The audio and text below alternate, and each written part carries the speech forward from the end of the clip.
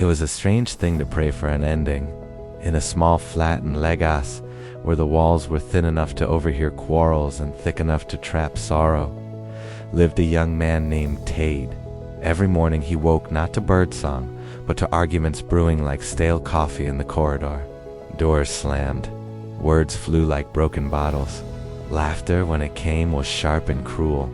And so Tidy began to wish for something absurd. He wished his rent would expire faster. It was a foolish desire. His savings were thin as paper. His salary limped from one demand to another. Renewal was impossible. Yet he would sit on the edge of his narrow bed and whisper, "Let it end. Let the days run like frightened goats." It wasn't the building he hated, it was the air. The kind of air that carried envy. The kind that made greetings sound like insults. The kind that wrapped around your neck and tightened when you began to dream.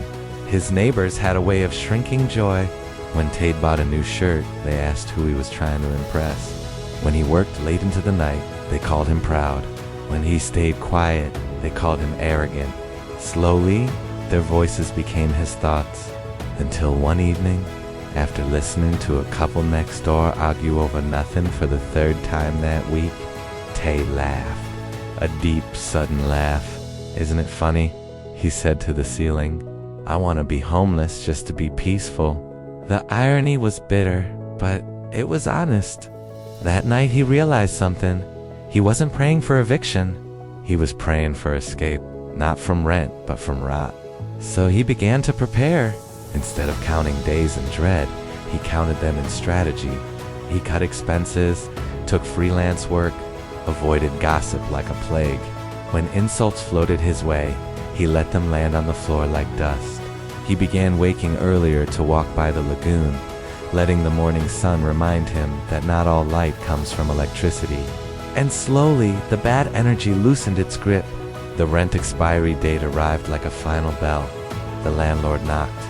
Tade handed over his keys with a calm smile. He had just enough money for a smaller place across town, quieter, humbler, but lighter. As he stepped out of the compound for the last time, one neighbor muttered he couldn't afford it. Tade smiled. They were right. He couldn't afford to stay. Sometimes the bravest thing a person can do is choose uncertainty over corrosion. Sometimes peace is worth more than security.